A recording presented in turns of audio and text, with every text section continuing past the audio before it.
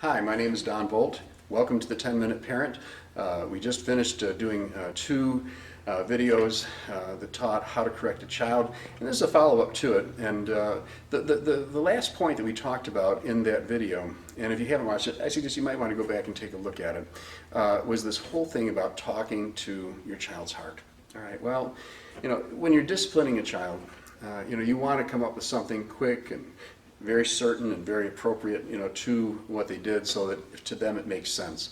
But then there comes a point, usually later in the day, maybe the next day, depending on the age of the child, where it's important for us to go back and talk to our child's heart.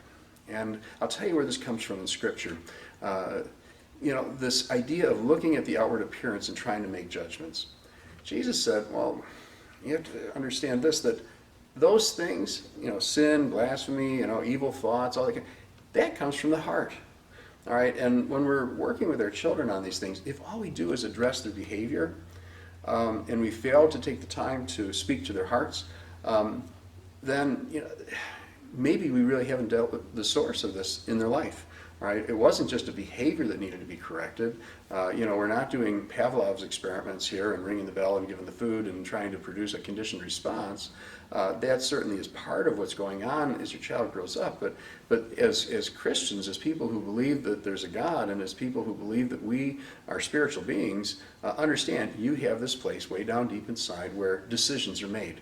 The scriptures tell us in Proverbs 4:23 to keep your heart with all diligence, because out of it are the issues of life. And that's where life is lived from. Life is lived from the heart. And so at some point in this process of disciplining our child and correcting them, we want to learn how to speak to their heart. And so I want to share some things with you here.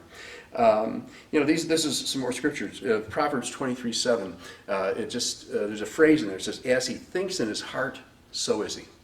Okay, you're walking down the street and you're having a bad day. It started off bad and you're angry.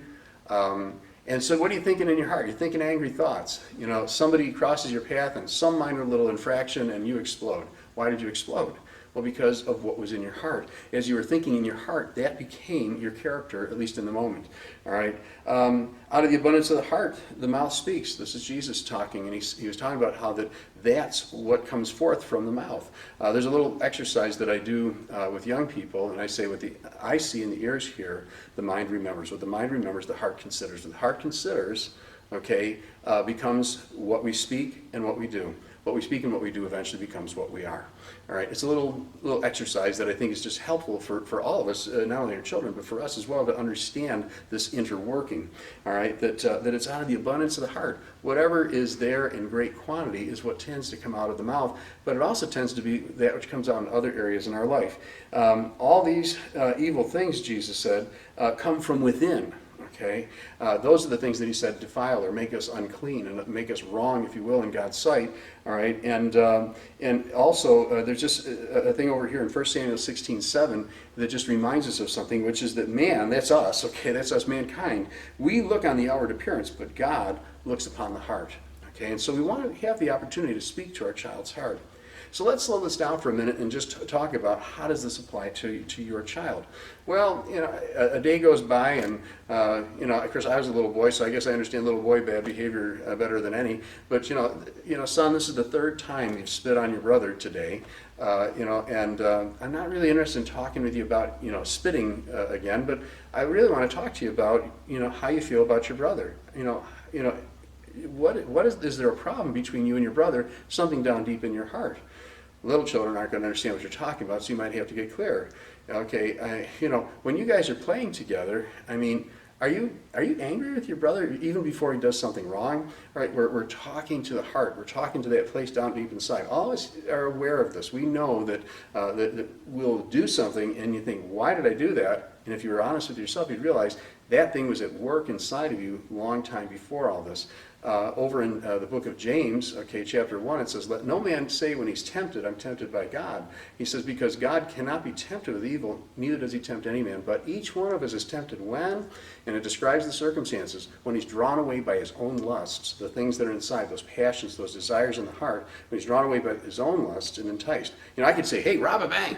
And I'm guessing probably most of my audience isn't going to run out and rob a bank. However, you know that there's other things that you could watch on your television set or on your computer today that would be very tempting to you. Why? Well, because it's in your heart already.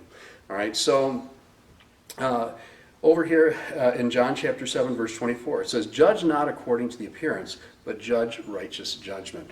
Okay, there are times, of course, when you have to judge based on what you saw happen, all right? But go a little deeper, especially as your children are going up past age 8. Start going a little deeper with your child about the things that are in their heart and how those things could be affecting them. And understanding a thing about repenting about what's in the heart. Not just repenting for behavior, not just asking for forgiveness because of behavior, but because of what's in their heart, to understand that you can have a heart that's wrong long before you have any wrong actions that go with it.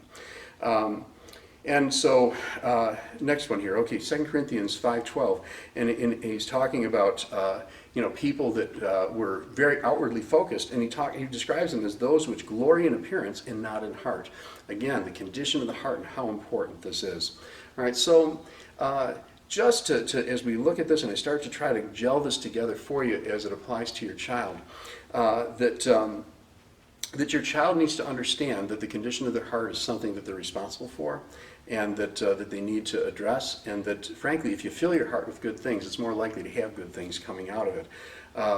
To understand that the condition of my heart is something that I need to make a matter of prayer. It's something that I need to be open with some people to talk to. And to understand, just for a moment here, just something, the difference between an apology and asking for forgiveness. I knew there was something that I wanted to make sure that we got into this.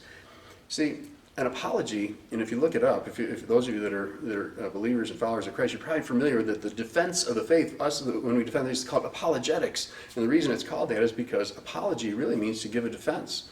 And I'm not really looking for my child to give a defense for what they did. Right? And an apology in the English dictionary says that it's a defense given with an expression of regret. And so I don't really want to get that for my child. I'm looking for them just to say, look, what I did was wrong. I did it. It was wrong. Please forgive me. All right. And so let's move on. Okay, so there are some things that we have to watch out for here. All right. If we get too focused on the outward behavior of our children and don't really address the issues of the heart, legalism starts to come in. That we start to believe that we can raise better children or really good children by just having the right rules.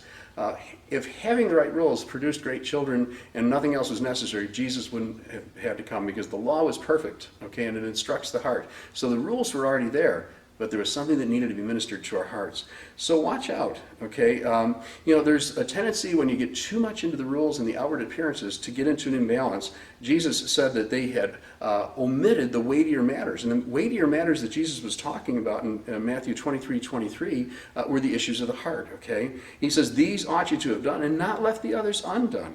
Okay, so he's saying, I'm not saying don't obey the rules. I'm not saying that there is no law. What I'm saying is that there was something deeper that God was after.